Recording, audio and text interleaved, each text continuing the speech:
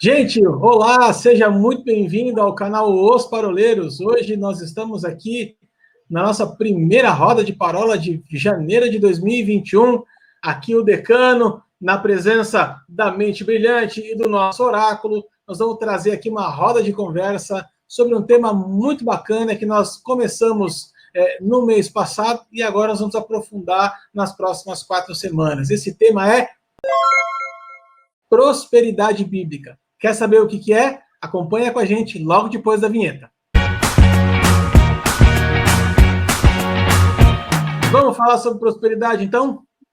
Vamos lá, bora lá. Porque o importante é prosperar. Quem não quer prosperar, não é verdade? Mas este conceito, então, de prosperidade do ponto de vista bíblico traz muitas confusões na cabeça das pessoas. E hoje a nossa ideia é desconstruir tudo aquilo que a gente aprendeu errado e trazer para uma perspectiva bíblica. Então, é uma prosperidade bíblica. Wilson, quer começar hoje sobre esse tema? Bora lá. Prosperidade bíblica. Será que prosperidade bíblica ela é ficar rico?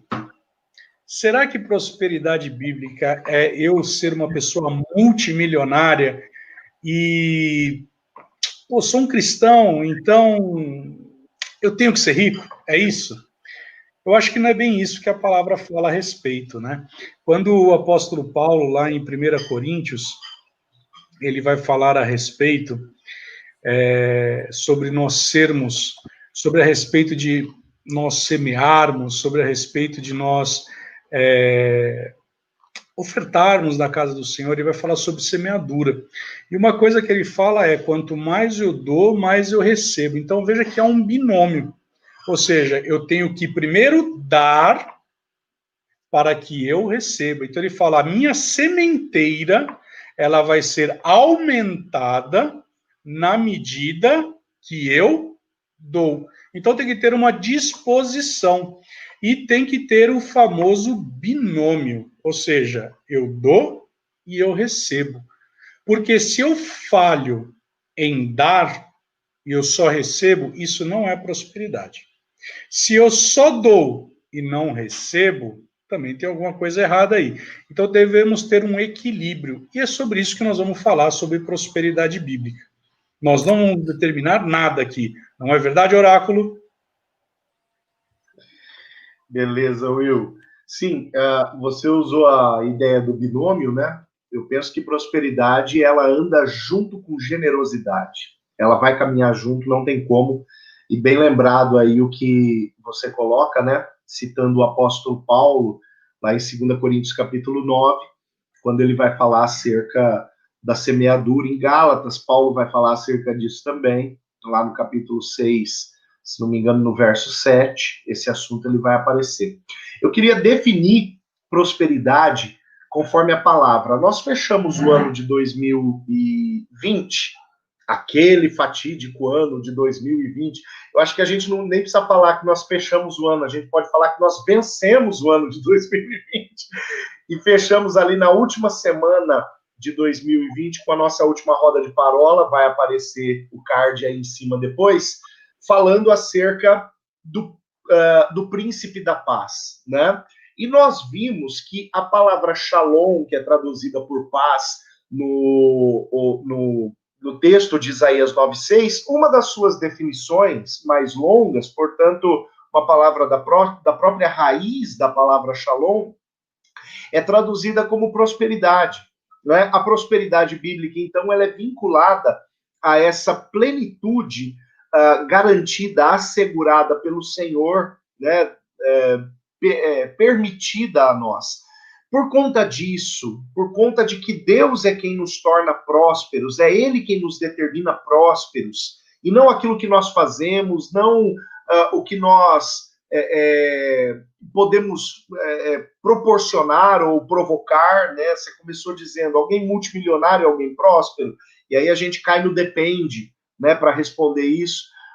Mas é Deus que proporciona isso. Tendo esse ponto de vista, eu gosto de definir prosperidade como o sim de Deus ou a autorização de Deus para que nós conquistemos, né? A porta aberta para uma conquista.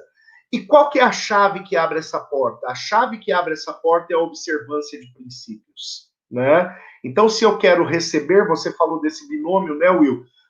Eu semeio e eu colho. Se eu quero receber algo da parte do Senhor, eu preciso semear algo, né? E não é apenas semear dinheiro, semear recurso, porque eu posso muito bem dizimar e ofertar e não receber nada de volta, dependendo de como eu o estou fazendo. Porque eu posso muito bem semear, né? Dizimando, ofertando e obedecendo princípios administrativos para os meus recursos e para o meu patrimônio, sem estar observando os princípios. Eu posso administrar, mas não observar princípios. Então, o que Deus quer que eu semeie? Ou o que Deus espera que eu semeie? Deus espera que eu semeie princípios, para que eu possa recolher ou colher os resultados destes princípios. Acho que a definição da prosperidade bíblica, ela vai bem por aqui, para que a gente possa dar prosseguimento no bate-papo, Arthur. Sabe que essa questão do binômio, né? Aqui em Curitiba a gente chama de binário, que é o sistema de trânsito aqui da cidade, são as avenidas binárias. É uma que vai e uma que vem, são sempre paralelas. Então, quando a gente fala binário aqui, é bem fácil das pessoas entenderem. A prosperidade realmente é uma via de mão dupla, mas eu queria ampliar um pouco a nossa discussão nesse sentido, entendendo que a prosperidade ela é algo que ela é derramada sobre nós a partir de um momento em que há um alinhamento do nosso coração com o propósito. Por que eu digo isso? Porque Deus não vai derramar prosperidade sobre aquele que não transborda na vida de outras pessoas. Por isso que ele fala de a gente semear para a gente poder colher. Agora, aquele que semeia com um simples propósito de colher, também não tem um coração alinhado, porque isso pode ser rapidamente distorcido da ganância. Ou seja, eu semeio pelo simples propósito de querer colher mais depois. E aí isso me traz no coração aquela passagem em que Jesus está no templo, e a palavra fala que ele estava observando a forma como as pessoas ofertavam. O que me dá a entender que a gente pode fazer a coisa certa, porém com a motivação errada. A gente pode fazer a coisa certa do jeito errado. E prosperidade não tem nada a ver com isso. É quando a gente faz a coisa certa com a motivação correta. Então, além dessa questão do binômio, né, ou do binário que o senhor trouxe, além dessa questão da observância dos princípios que você está trazendo, Paulinho, eu acho importante a gente ressaltar também sobre o alinhamento do coração, porque é algo que tem que ser feito de dentro para fora. A religião não jamais vai conseguir fazer com que o nosso coração seja alinhado com o propósito de Deus. Somente algo realmente de dentro para fora, quando a gente coloca da nossa vida o propósito de estar transbordando na vida de outras pessoas, é que a prosperidade realmente chega, né? E aí tem um ponto, né, que você está falando aí, é importante citar o texto de 2 Coríntios 9:7, que eu estava comentando, que o Paulinho reforçou, ele fala assim, cada um contribua segundo tiver proposto no coração. Nós não vamos entrar agora numa discussão sobre dízimo, amém? Mas aqui ele fala assim, não com tristeza ou por necessidade, porque Deus ama a quem dá com alegria. Então, ou seja, a minha semeadura, ela tem que estar respaldada, lastreada com alegria. Ela não pode ter o sentimento de tristeza. Por isso que você falou muito bem o texto do gasofilácio, e Jesus ele via a forma, e ele muito menos ele pode ser por necessidade ou por ganância. Por quê? Gosto muito de uma ilustração, eu acho que você vai lembrar, Arthur, quando o Bozo, ele foi lá na nossa igreja, quando a gente congregava lá atrás, e ele fez uma sketch muito interessante, que ele falou assim, se eu dou 10 reais para Deus, quanto que ele me devolve? E aí ele foi fazendo isso, ele chegou a um determinado momento que ele fala assim, então, com Deus não se faz barganha. E aí é o ponto crucial, porque lá em 1 Coríntios, capítulo 13, Paulo fala assim, e agora vou ensinar coisas sobremodo excelente. E aí ele fala assim, ainda que eu venda tudo e dê aos pobres. Olha que interessante, Paulo vai falar que ainda que eu faça tudo isso, que pode ser uma expressão de amor e de generosidade, mas a intenção do coração não está alinhada. Então, voltamos a falar a respeito. A intenção do coração. Deus, ele vê a intenção do coração. Por isso que a viúva, ela deu muito mais do que aqueles outros que, olhando do ponto de vista natural, eles deram muita grana. Só que para Deus, o que valeu mesmo foi a intenção, o sacrifício que estava no coração dela. Porque um coração quebrantado e contrito, o Senhor não desprezará. Esse texto, meninos, em Marcos 12, eu gosto, ele é citado em Lucas 21, mas eu gosto da visão de Marcos 12, que Marcos fala que Jesus estava sentado diante do gasofilácio observando, né? Esse sentado diante do gasofilácio, o Lucas ignora, ele não coloca a posição que Jesus estava, mas o Marcos coloca. E o Marcos, ele deixa clara essa ação de Jesus em observar como as pessoas ofertavam, né? Eu fico pensando que o olhar de Jesus, obviamente, ele não se dava com finalidades contábeis. Eu costumo dizer que Jesus, ele não estava fazendo ali a contabilidade em tempo real, né? Pode falar.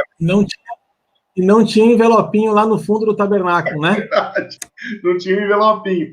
Jesus, ele não tinha ali nenhuma intenção contábil. Como bem lembrou o Arthur, a turma ia com dinheiro na mão e dava para contar certinho quanto estava sendo lançado.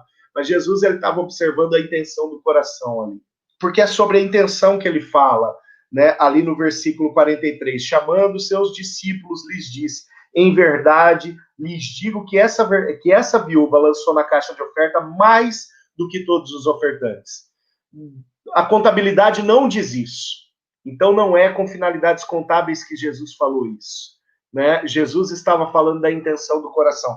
E se a gente for para Atos dos Apóstolos, né, eu usei esse texto no culto de domingo, no finalzinho de Atos 4, a palavra fala: então José, a quem os apóstolos chamavam de Barnabé, que quer dizer filho da consolação, um levita natural de Chipre, vendeu um campo que possuía, trouxe o dinheiro e depositou aos pés dos apóstolos. Aí entra o capítulo 5. Entretanto, um certo homem chamado Ananias, com sua mulher Safira, vendeu uma propriedade, mas reteve parte do dinheiro, e Safira estava ciente disso. Levando o restante, depositou aos pés dos apóstolos. Então Pedro disse: Ananias, por que você permitiu que Satanás enchesse o seu coração para que mentisses ao Espírito Santo, retendo parte do valor do campo? O problema aqui, mais uma vez, não é um problema contábil, né? Pedro aqui, ele não estava preocupado com o valor contábil, mas justamente com a intenção. Por quê? Porque o texto do capítulo 4 fecha-se falando acerca de um homem que intencionou no seu coração vender uma propriedade, Barnabé, vender uma propriedade e oferecer tudo ao Senhor. Ananias não queria ficar por baixo. Olha a intenção errada aqui. Ele viu alguém fazendo algo, então ele não foi motivado por amor àquela obra, ele não foi motivado por acreditar na destinação daquele recurso como uma destinação que viesse a proporcionar o avanço daquela obra. Então ele já parte para aquele gasofilácio com uma motivação errada. Em segundo lugar, ele carrega uma mentira, dizendo que estava levando tudo, né? E aí a gente vê dois pecados embutidos em uma oferta só, né? Eu costumo dizer o seguinte: se não for o nosso coração a nos mover para o gasofilácio, não adianta nada as nossas pernas nos moverem até lá. Não adianta nada. Porque o que o Senhor está observando, como lá na viúva pobre, o texto que nos foi colocado, lembrado aí pelo Arthur, o que Jesus estava observando não era a quantidade, não era a forma, o momento, mas era justamente o coração, né? O que continua sendo observado hoje? A intenção do coração, né? Se eu não semeio um princípio, eu não vou colher um resultado. O princípio é pré-estabelecido pelo Senhor.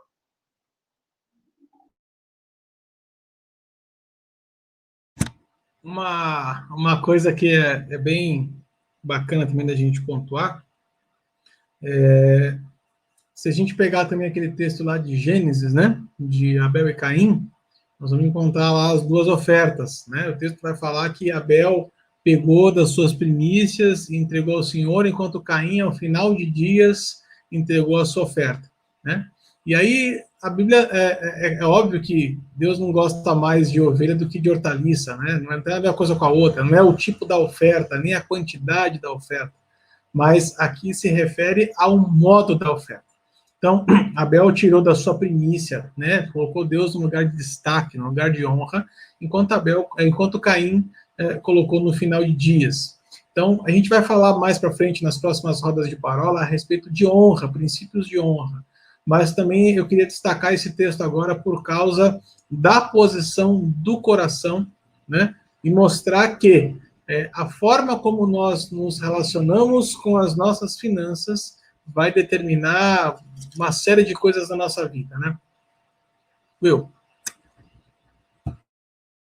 É isso mesmo. Isso que você comentou aí é interessante. Eu gosto desse texto que o Paulinho citou, de Ananias e Safira, porque ele traz um ensinamento muito grande para nós. Porque Ananias e Safira, ele olha para Barnabé, e Barnabé, ele, de uma certa forma, ele acabou fazendo o quê? Ele promoveu o reino. Ele não quis, de forma alguma, atrair a glória de Deus para ele. Ele fez aquilo de disposição do coração, as pessoas glorificaram e exaltaram a Deus a respeito daquilo. Então, isso me faz entender que quando Deus ele me prospera e prospera os meus irmãos, o nome dele está sendo glorificado. Agora, quando Ananias e Safira se coloca numa posição, vou fazer igual Barnabé, na verdade ali ele está querendo atrair a glória de Deus para ele. E a gente sabe muito bem quem foi que tentou certa vez atrair a glória para ele e precipitou. Então, Paulinho, eu agregaria nisso que você falou um terceiro pecado. Porque o pecado que ele quis também usurpar da glória de Deus. Porque quando ele se levanta, ele fala assim, ele fez, o nome de Deus foi glorificado e as pessoas olharam para ele de forma diferente. A palavra do Senhor, ela fala que aquilo que a mão direita fizer, a esquerda não precisa saber. Então, aí vem uma pergunta, será que quando Barnabé fez aquilo, ele fez no oculto? Mas Ananias e Safira assim não fizeram, porque quiseram atrair a glória. Então vem de novo a motivação do coração. Eu me recordo uma vez, quando estava viajando, estava indo para um determinado lugar, e eu estava orando na estrada, e Deus ele me colocou um nome de uma pessoa no coração. E eu falei assim, Deus, tá, vou ligar para a pessoa. E comecei a orar, e Deus me colocou um valor. Quando eu estacionei o carro, liguei para a pessoa, falei, olha, aconteceu assim, assim, assado, então me dê os teus dados bancários. E passou mais ou menos umas 4, 5 horas, a pessoa me liga chorando. E ela fala assim, você não acredita, no dia de ontem eu estava orando, estava eu e minha esposa orando, e Deus, eu falei para Deus, isso ele falando, testemunhando. Eu preciso de tal quantia, senão eu não vou conseguir passar o mês. Isso eu compartilho não para que exalte o meu coração, nada disso, mas para que você veja que pouquíssimas pessoas sabem disso. E isso aconteceu por quê? Porque eu estava num momento onde eu estava num devocional com Deus e Deus falou ao meu coração a respeito. E isso trouxe bênção na vida daquele pessoal, daquele casal, e aquele casal glorificou o nome do Senhor. Agora, eu poderia muito bem ter feito ao contrário, ligado e falado assim, rapaz, você não sabe o que aconteceu, você não sabe, porque... E aí eu roubei a glória de Deus. E aí eu não experimento da prosperidade de Deus na minha vida, porque a intenção do meu coração ela não está alinhada. Isso é muito importante, isso é muito sério, e a gente tem que tomar muito cuidado. Por isso que certa vez um homem de Deus virou e falou assim, eu vou semear na vida daquele fulano, né? Não vou abrir o nome da pessoa, porque muitas pessoas podem conhecer. E naquela ocasião Deus falou para ele, não toque nele, porque eu estou tratando do caráter dele. Então veja que a gente também precisa ser guiado pelo Espírito, até na hora de semear na vida de alguém. Não estou falando de dízimo, não estou falando de oferta, estou falando de uma questão específica, mas isso é muito sério. Ananias e Safira quiseram roubar e atrair a glória de Deus para eles, e é por isso que eles foram fulminados, além dos 2 pecados que o Paulinho já comentou. O próprio Paulinho, nas algumas rodas de parábola anteriores, citou a respeito de nós sermos multiplicadores de um modelo, né? Nós somos discípulos e a gente acaba replicando o modelo de Cristo e acaba replicando o próprio modelo de Deus para muitas coisas, né? Então, eu gosto muito do texto lá de Hebreus 11:6, quando a palavra fala que Deus, ele é galardoador, né?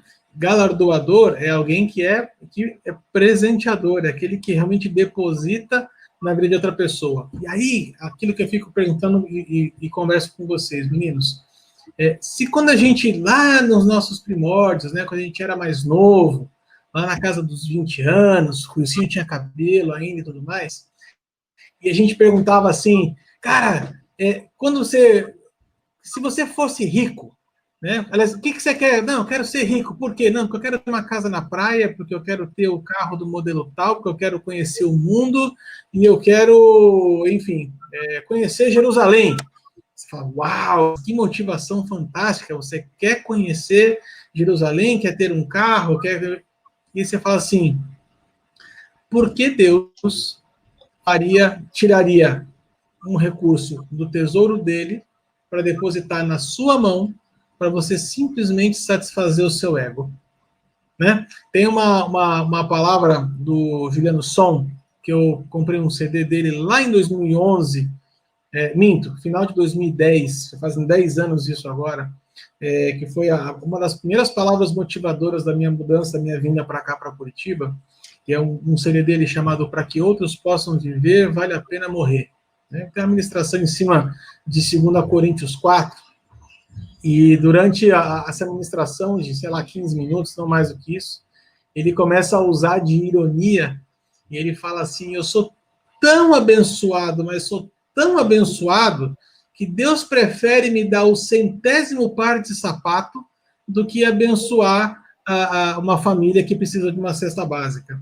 Eu sou tão feliz, eu sou tão próspero, que Deus me abençoa com o carro do ano, muito mais do que outras pessoas, assim. Então, assim, o que tem movido o nosso coração? Para que você quer recurso? Se a tua motivação é simplesmente satisfazer o teu ego, se a sua motivação de ter o recurso é simplesmente você ter objetos, ter coisas, comprar coisas, por que Deus colocaria recursos nas tuas mãos? Por que você acha que você é mais especial do que outras pessoas, simplesmente para ter os recursos diretamente do tesouro do Pai, para você comprar, então, Paulinho, o seu 100º par de sapato? Me responda.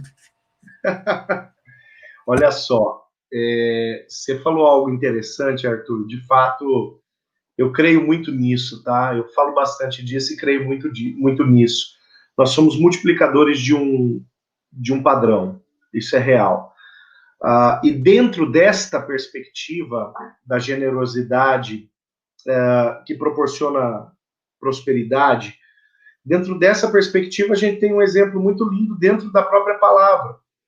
A gente conhece muito bem aquela passagem de Gênesis 14, quando Abraão, 400 anos antes da instituição, né, da lei do dízimo, ele separa o dízimo de todos os seus despojos da guerra contra 5 reis e oferece a Melquisedeque, né? Isso 400 anos antes da instituição do dízimo. Isso está lá em Gênesis 14. Aí a gente anda alguns capítulos. Quando a gente vai para Gênesis 28, nós vemos Jacó, neto de Abraão, fazendo a mesma coisa, né? Fazendo um voto para o Senhor, dizendo, o Senhor havia acabado de reafirmar as promessas de Abraão, de posse da terra, né, de prosperidade para Jacó, e Jacó ele faz um voto para o Senhor, dizendo, tudo aquilo que o Senhor permitir que eu seja dono, eu vou dar o dízimo para o Senhor. E aqui a gente ainda está em um período anterior à promulgação da lei mosaica, né? Então, aonde surgiu esse objetivo, tanto lá em Abraão, quanto no neto dele mais tarde? Aonde surge esse objetivo? Ele não surge em uma ordem legal, ele não surge em uma lei que foi promulgada, em uma obrigatoriedade jurídica, se não Deus não me abençoa. Ela surgiu em um propósito estabelecido no coração dos servos, né? Fizeram porque amam a Deus. E isso era suficiente para eles darem um passo como esse. E o objetivo de Deus, para que Deus meça, quem sabe o termômetro, né? Eu usei a palavra objetivo, tira a palavra objetivo, mas vamos colocar o termômetro para que Deus meça a possibilidade de nós sermos abençoados e galardoados, como você bem lembrou, a segunda parte de Hebreus 11:6, é basicamente a nossa fidelidade a Ele, e não a ordens. As ordens, elas são importantes porque elas nos balizam. Mas por que eu cumpro mandamentos? Por que eu observo princípios? Né? Então, em primeiro lugar, eu preciso demonstrar o meu amor ao Senhor. E eu gosto de fazer uma tríade naquilo que diz respeito a esse entendimento de fidelidade. Eu gosto de pensar que nós precisamos nos pautar em 3 realidades para que nós possamos medir a nossa fidelidade a Deus. Por quê? Porque eu entendo que a nossa fidelidade ela é a matéria-prima da manifestação da fidelidade de Deus na nossa vida. Né? Então, qual é o primeiro elemento desta tríade? Eu julgo imprescindível nós reconhecermos que nós não temos nada. Nós não somos os donos de nada. Né? Em primeiro lugar, eu não tenho nada. Nem a minha vida pertence a mim. Né? Ela pertence ao Senhor. Em Ageu capítulo 2, versículo 8, a palavra fala, Deus falando, minha prata, meu é o ouro, diz o Senhor dos Exércitos, ou seja, todas as riquezas dessa terra não são nossas, pertencem a Ele. Né? Se a gente for ver o homem segundo o coração de Deus, Davi, 1 Crônicas, capítulo 29, aquele capítulo que Davi está fazendo uma coleta enorme de ofertas, ele mobilizou todo o povo, ele pegou do seu tesouro para deixar recursos para o seu filho Salomão construir o templo do sonho, do projeto de Davi, o lugar que abrigaria a Arca da Aliança. E lá em 1 Crônicas 29, aquele capítulo que Davi precisa falar para o povo parar de levar, porque generosamente o povo já tinha enchido todas as câmaras e os depósitos que Davi tinha. Então, Davi pede para o povo parar de ofertar, e Davi faz uma oração linda. Ele diz, quem sou eu e quem é o meu povo, para que voluntariamente nós viéssemos a ofertar do que temos ao Senhor. E no versículo 14 de 1 Crônicas 29, 14, se não me engano, Davi ele diz, porque tudo vem de ti, e do que é de ti, nós te devolvemos. Davi, ele reconhece que nada é dele. Primeiro tripé dessa tríade, no meu entendimento, tríade da fidelidade, a gente pode apelidar, é isso, reconhecimento de que eu não sou dono de nada. O segundo pé, né, desse tripé, dessa tríade, é que, sendo Deus o dono de todas as coisas, é Ele que determina a forma que eu preciso administrar estes recursos. Né? Você falou de honra, tem um texto que eu gosto muito de usar para ministrar acerca de honra, está lá em Provérbios 3, quando a palavra fala, honra o teu Deus com a tua fazenda e com as primícias da tua renda. Não é só a renda, não é só o dinheiro, mas com a tua fazenda, com aquilo que você toma conta também. Né? É com aquilo que você entrega na casa do Senhor, mas com aquilo que sobra para você. Com o teu patrimônio, tudo isso serve para honrar a Deus. Quando a gente for falar de princípio da honra, tem muita coisa nesse texto, até o versículo 16, lá de Provérbios 3, que dá para a gente mergulhar, né, profundamente e nos aprofundarmos aí. Agora, se Deus é o dono de tudo, como que funciona a honra? Observando os princípios que ele, como dono, estabelece para que eu cumpra. Lá em Lucas, no capítulo 16, tem uma fala de Jesus, né, um pouco antes dele falar, no versículo 13, né, que nós não podemos servir a Deus e a Mamon, né, a Deus e as riquezas, mas a tradução mesmo, o texto mesmo diz Mamon, uma entidade demoníaca, né, que se aposta das riquezas desse mundo. Jesus, ele diz ali no versículo 11 de Lucas 16, e no versículo 12, ele traz o seguinte ensinamento: se você não for encontrado fiel na administração das riquezas de origem impura, de origem ímpia, ou seja, das riquezas dessa terra, você não vai receber aquilo que é perfeito. E aí no versículo seguinte ele diz: se você não for encontrado fiel, presta atenção nesse termo, na administração daquilo que é alheio, daquilo que é do outro, você não vai receber o que é teu. É do outro. Que outro? É do próprio Deus. Eu não sou dono de nada. Tudo que eu administro é alheio. E o princípio da fidelidade, como eu sou encontrado fiel, né, na administração daquilo que não é meu, naquilo que é dele, obedecendo aquilo que o dono manda, né? Então, o segundo pé desse tripé, primeiro pé, nós não temos nada. Segundo pé, ele é o dono e ele determina as regras da administração. E pensando nestes dois versículos, né, Lucas 16, 11 e 12, eu encontro o terceiro pé desse tripé. A verdadeira riqueza e a minha riqueza, perceba, são a minha riqueza, a verdadeira riqueza são bens futuros, tá? Elas figuram como resultado da minha fidelidade aos princípios estabelecidos pelo dono, né? Se eu não for encontrado fiel na administração daquilo que é dele, eu não vou receber aquilo que é meu, é o que a palavra fala. Então isso é muito importante eu entender. A minha prosperidade, ela é o fruto, ela é o resultado da observância do princípio, da lealdade ao princípio estabelecido pelo dono. Eu gosto muito de usar esse tripé, Arthur, para entender esse caminho de fidelidade, né, que nos proporciona a abertura da porta da fidelidade de Deus sobre as nossas vidas. Deus é fiel, mas às vezes nós fechamos a porta, e aqui estão chaves para que a gente destranque essa porta, né? Isso daqui é essencial para que a gente possa entender a manifestação da fidelidade de Deus na nossa vida. É interessante isso que você pondera mesmo, Paulinho, porque a gente precisa ter muita sabedoria e a gente tem que lembrar de uma coisa, né? Nós somos mordomos e a gente tem que entender o que é mordomia. É interessante quando as pessoas falam, né? Mas você é maluco, cara, você vai dar dízimo na igreja. E aí é interessante que as pessoas, por não conhecerem, eu lembro de um jovem que entrou na igreja e ele começou a falar uma pataquada para mim, assim, de dízimo. E naquele momento o Senhor ficou, tipo, deixa ele falar. E naquele mesmo culto ele aceita Jesus. No próximo culto que ele estava lá, quem estava dando dízimo?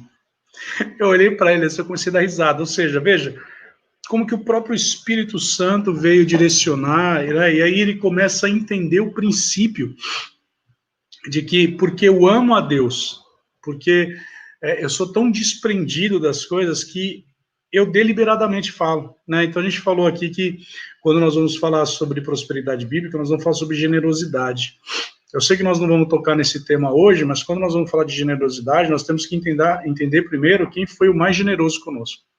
Quem foi que mais se doou, e o que doou, e o porquê se doou, e aí a gente volta em Isaías capítulo 53, que ele vai falar assim, e verá através das suas mãos a posteridade. O que acontecerá com essa posteridade? Veja que é muito sério isso. A gente não pode ficar pensando que ter uma vida de prosperidade é uma vida que simplesmente ela se atém também a dinheiro. Nós falamos, na última parola do ano passado, nós falamos sobre aquele texto, eu vou tomar a liberdade de ler de novo, que está lá em 3ª de João, que aí você pegou a tua Bíblia aí também, e você leu numa outra versão que diz assim, 3ª de João, capítulo 1, só tem um capítulo esse livro, mas que fala assim no verso 2: Amado, acima de tudo, faço votos por tua prosperidade e saúde, assim como é próspera a tua alma.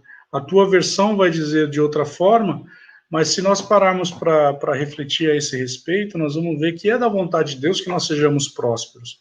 É da vontade de Deus que nós tenhamos as nossas necessidades supridas.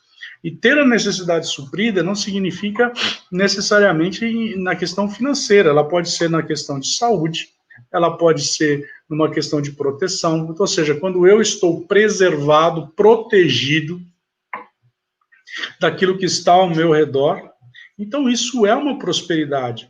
Muitas vezes eu cito isso de uma forma até de honra mesmo. Eu vejo a vida do meu sogro e da minha sogra, né? Você vai falar que eles não são prósperos? Gente, fora de brincadeira. É uma coisa assim que eu fico bobo. São pessoas extremamente prósperas. Necessidades supridas em todos os aspectos. Em todos os aspectos. E daquele jeito, o coração reto diante de Deus, o coração alinhado. E quem conhece os dois sabe do que eu estou falando. Então, você vê que a prosperidade ela vai muito mais além de uma questão financeira. Ela vai olhar para aquilo que está no teu coração. Você usou uma palavra muito correta, a questão da fidelidade, né? O pastor Januí, ele comenta muito disso. Ele fala assim, rapaz, a primeira coisa que eu olho num coração de um ministro é a fidelidade. Se ele é fiel, eu posso confiar nele. Então, quantas vezes nós vemos aí ministros caindo por falta de fidelidade, de lealdade? Aquele livro que você recomendou, que agora sempre esqueço o nome do autor, o Lealdade e Deslealdade. Doug Howard Mills. Rapaz, aquele negócio ali agora na minha cabeça fica ecoando. Então, ou seja, quantos de nós deixamos de ser leais por coisas tão pequenas? E isso Deus está vendo. E aí nós vamos tocar em generosidade, nós vamos tocar em honra, né? E como diz o pastor Janduí, honra abre portas e a desonra fecha todas. Só para constar, antes do Arthur pegar, na minha tradução aqui, eu estou com a Nova Almeida atualizada, o texto que o Will leu, 3 João, capítulo não, né? 3 João, versículo 2. Amado, peço a Deus que tudo corra bem com você e que esteja com boa saúde, assim como vai a tua alma, né? Tudo corra bem com você, a saúde, né? E a alma está muito bem. E só para, enquanto o Wilson falava, Arthur, me ardeu no coração um texto, faz tempo que eu não cito ele, e agora ele saltou no meu coração. Em Miqueias, capítulo 2, lá no versículo 7, a palavra diz assim, ó, de fato, as minhas palavras fazem bem ao que anda retamente. Né? Isso Deus falando através da boca do profeta. As minhas palavras fazem bem ao que anda retamente. Isso é o próprio Deus estabelecendo qual é o critério que ele usa, né, para abençoar vidas, para ser o galardoador de vidas. Né? É a palavra dele. É a palavra dele. Depois eu continuo nesse raciocínio, Arthur. Por mim, que vocês estão falando aqui, cara, eu estou, na verdade, pesquisando algumas coisas. Esse texto de 3 João é um texto bem interessante, mas eu recentemente, inclusive, eu estava escutando uma ministração de um cara, talvez vocês conheçam, um cara chamado Tiago Brunet, né? Está ministrando em tudo quanto é lugar, você vê muitos vídeos dele na internet, mas ele lançou um livro, assim, deve ser o primeiro livro de todos que ele lançou, que é esse livro aqui, ó. Dinheiro é emocional. Né? Então, ele fala a seguinte coisa, se a sua alma ela está desequilibrada, isso vai afetar diretamente a forma como você se relaciona com o dinheiro. Então, o apóstolo João vai falar assim, que você seja próspero assim como é próspera a sua alma. Se a sua alma não for próspera, não adianta. A parte financeira ela vai desandar mesmo. Então, Por isso que a gente enfatiza tanto a questão da postura do coração, porque emocionalmente a gente tem que estar muito em ordem, porque quantas vezes a gente mesmo já não se pegou comprando coisa que a gente não precisa com dinheiro que a gente não tem para agradar quem a gente nem ama a gente, né? E aí depois você olha para trás e fala assim, meu Deus do céu, por que eu gastei dinheiro com isso, né? Por que eu acabei adquirindo a forma como a gente se relaciona das finanças, ela é muito diretamente ligada à questão emocional. Existe um segundo livro que eu queria trazer para vocês, que foi um livro que a gente leu no ano passado aqui em Curitiba, na Vida Plena, Uma Vida Abençoada. Também um livro muito bacana, eu quero sugerir também de leitura para você que está aí nos acompanhando. Deixa eu pegar a cara dele aqui, só para mostrar. É Steve Harris, o autor? Robert Morris. Robert Morris, isso. Eu tenho esse livro. Um livro Eu ganhei esse livro, olha que ironia, eu ganhei esse livro de um irmão quando eu fui ministrar sobre finanças em uma igreja. E aí, esse livro foi um dos livros temas do ano passado aqui da igreja, quando a gente foi trabalhar com os grupos de crescimento a respeito de prosperidade bíblica. Então, são dois livros que eu queria recomendar para você que está nos assistindo aí, para você se aprofundar nessa questão. Paulo e Lucinho, eu queria... eu tenho uma ideia na cabeça aqui, se eu estiver biblicamente errado, eu quero que vocês me corrijam, tá? Mas eu gosto muito de uma ilustração, uma passagem da palavra, que ele fala que a semente ela vai frutificar a 30, a 60 e a 100 por um, né? E aí eu quero pensar esse texto e aí falar exatamente a respeito de prosperidade, exatamente com essa ilustração. Por quê? Porque a gente vai acabar a semeadura nas três situações é de uma semente única. É uma semente que você colhe 30 por 1, ou 60 por 1, ou 100 por 1. O que vai determinar se você vai colher 30, 60 ou 100 é a prosperidade, a prosperidade que é derramada de Deus sobre a sua vida. Mas isso não isenta você de ter que semear. Então, a única semente, às vezes, pode estar na sua mão, você vai colocá-la, que vai determinar se você vai colher 30, 60 ou 100 por 1, é Deus que determina. Então, mas o nosso impulso tem que ser sempre de pegar essa semente. E aí, eu gosto muito de uma fala do Wilsinho, já de muitos anos, depois ele pode até pegar isso de volta, a gente não confundir aquilo que é semente do que aquilo que é pão, né? Muitas vezes a gente come semente e planta pão, né? Entender, ter discernimento de Deus quando aquilo é para sustento nosso ou quando aquilo é para outra pessoa. Mas o de fato e de direito é que Deus ele sempre vai derramar prosperidade para aqueles que estão dispostos a ser bênção na vida de outras pessoas. O objetivo de eu ser abençoado é eu ser uma bênção maior ainda na vida de outras pessoas. Eu vou tentar puxar na memória, eu não vou conseguir lembrar inteiro, mas se a gente até falando da conversa aqui conseguir lembrar, vocês se recordam de uma frase do Edson Teixeira, que era um trava-língua sobre abençoador, benção, abençoado? Lembra dessa trava-língua?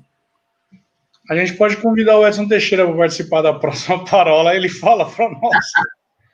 Eu vou tentar pesquisar aqui na internet se tem essa frase em algum lugar e depois a gente vai ler aqui, mas me veio essa frase na cabeça agora. Eu lembro.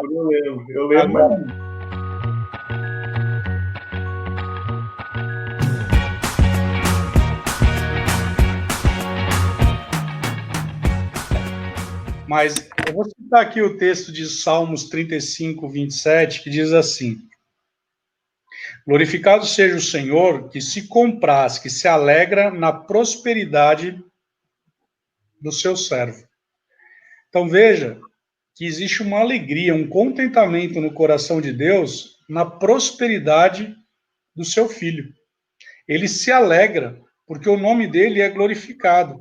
Se você for lá para Eclesiastes, capítulo 5, no verso 19, vai dizer assim: quanto ao homem a quem Deus conferiu riquezas e bens, e lhe deu poder para deles comer e receber a sua porção e gozar de seu trabalho. Isto é dom de Deus. Ou seja, se você pegar esse texto e depois, lá em Deuteronômio, capítulo 8, verso 18, e aqui nós estamos dando base bíblica para o que é prosperidade bíblica.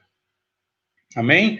Então a gente não pode endemonizar falando que, porque prosperidade. Não, a gente tem que ter base.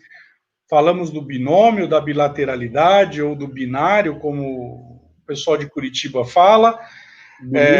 Mas aqui fala assim, ó, antes te lembrarás do Senhor teu Deus, porque é Ele que te dá forças para adquirir riquezas. Agora, o ponto todo é, nós falamos aqui de uma forma muito superficial. Mas então não posso servir dois senhores. Não posso servir a Deus e as riquezas. Poxa, mas aqui a própria palavra está falando sobre Deus nos dá força para adquirir riquezas. Ele está falando que Deus nos deu o dom de adquirir riquezas. Nós devemos lembrar uma coisa, quando nós vamos falar sobre o amor ao dinheiro, porque Paulo ele fala a Timóteo, e o próprio Tiago fala que a raiz do mal ele não está no uso do dinheiro, mas é no amor, aonde está depositado o seu coração. Aonde está o teu coração, aí está o teu tesouro. Então, ou seja, eu posso ter uma habilidade de negócios, eu posso ter uma habilidade de prosperar nos meus negócios, mas não necessariamente o meu coração ele é contaminado com isso.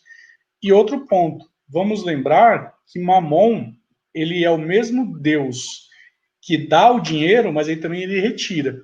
Como assim? Você já parou para pensar que pessoas estão com o seu coração depositado nas suas riquezas, que eles não conseguem dormir? Eles não conseguem ter paz. E nós falamos sobre paz na nossa última parola.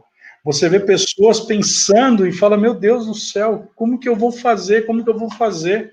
Né? E aí eu brinquei e falei a respeito que mais vale um prato de hortaliças com paz em casa do que um boi cevado e muitas contendas em casa.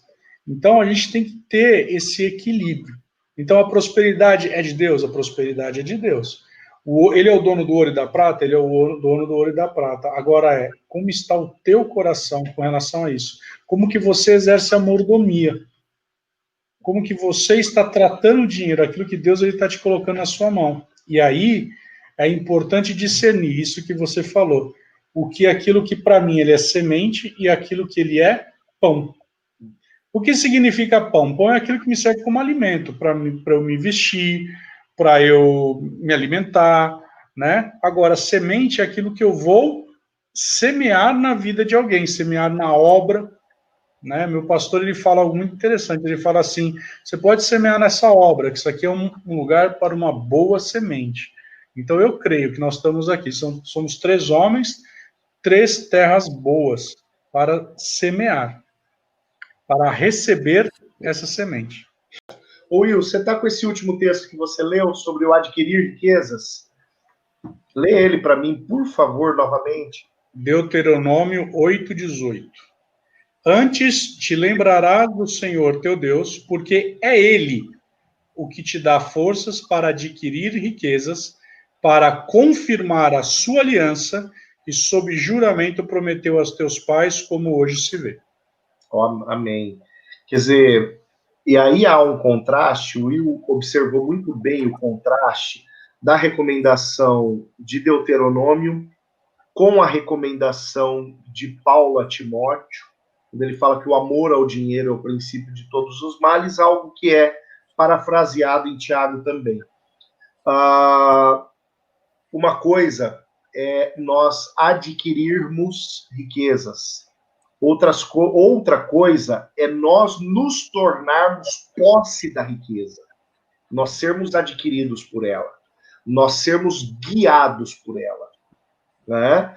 Isso significa, a partir do momento que alguém é guiado pela sua riqueza, que a sua riqueza determina quem você é, que a sua riqueza determina o que você faz, que a sua riqueza determina a sua agenda, a sua riqueza se tornou Deus. A sua riqueza se transformou em Deus e você se transformou em um servo de Mamon. E aí cai naquela palavra de Jesus, lá de Lucas 16:13, não dá para servir a dois senhores, ou a Deus ou a Mamon, né? Então a palavra ela é muito clara nesse aspecto. E o que determina alguém estar servindo a Mamon, estar servindo a riqueza? Basicamente é ter sido adquirido por ela, ter se deixado comprar pela sua riqueza, ter deixado que a sua riqueza se torne senhora do seu comportamento, da sua vida, da sua identidade, da sua agenda, dos seus dias, às vezes dos seus relacionamentos, às vezes do seu caráter, tornou-se Deus na sua vida. Isso é um problema. Só queria fazer esse remendo, Arthur. Show de bola. Da minha parte, tá redondinho aqui. A gente pode chegar nos finalmente aqui dessa roda nossa de paródia de hoje, fazendo as nossas conclusões, né? Acho que vale a pena a gente pontuar e fazer um resuminho bem rapidinho, então, a respeito de prosperidade bíblica. A prosperidade bíblica não tem a ver, então, com você ser rico. Significa... qual que é aquela frase que você usou semana passada sobre prosperidade, assim, ó? É o pai que tudo tem, né? É o pai que tudo tem. Ser próspero é ter o pai que tudo tem. Prosperidade não tem a ver necessariamente só com finanças, né? Prosperidade significa que a mão de Deus vai com você em todas as situações. Eu lembro muito de uma passagem lá de José, né? José, antes de se tornar governador do Egito e ser administrador das riquezas de Faraó, ele era próspero em tudo que ele colocava a mão. E isso não significava que ele era rico. Significava que a mão do Senhor era com ele, né? Eu estava conversando... Escravo, né? Abre parênteses, ele era escravo. O escravo próspero. Preso. E aí, eu estava até conversando com a Priscila há uns tempos atrás, né? Nesses últimos anos que nós estamos aqui em Curitiba, tivemos que puxar na memória, gente, quando foi a última vez que algum de nós aqui de casa ficou doente. Então, assim, são coisas que você vai puxando na memória, fala assim, não é só questão de financeiro, é a questão da mão de Deus estar sobre você, passam-se anos e você não fica doente. Tentando lembrar aqui quando foi a última vez que queimou um eletrodoméstico aqui em casa, por exemplo. Né? Lembrar para você que a prosperidade de Deus, ela não tem necessariamente só a ver com finanças. Significa que a mão do Senhor está sobre você, para você frutificar 30, 60 ou a 100 por 1. Meninos, na semana que vem, a gente vai dar continuidade, então, a esse nosso tema de prosperidade, e aí o tema de semana que vem são as ferramentas. Então, se nessa semana nós fizemos uma introdução, né, um bate-papo introdutório sobre o tema prosperidade, o que é e o que não é prosperidade, na semana que vem a gente já vai dar uma aprofundada um pouquinho maior e vamos entrar nas ferramentas, ou seja, o que é aquilo que Deus disponibiliza para a gente para, então, usufruirmos de prosperidade. As palavras finais de vocês, queridos? Sejam prósperos na prática da palavra. Aleluia. Eu vou usar um texto que fazia tempo que eu não usava, usei hoje e eu amo. Miqueias 2:7. De fato, as minhas palavras fazem bem ao que anda retamente. É o que o Senhor disse. É só andar nas ordens daquele que é o dono. E aquele que é o dono é o galardoador daqueles que o buscam. Deus abençoe, gente. Amém, Senhor. Fiquem com Deus. Então, até semana que vem, com mais uma roda de parola do canal Os Paroleiros, com esse senhor bonito aqui, o nosso mente brilhante, o nosso oráculo e eu, Decano aqui, com mais uma roda de parola. Fiquem com Deus e até terça-feira que vem, se Deus quiser. Tchau, gente.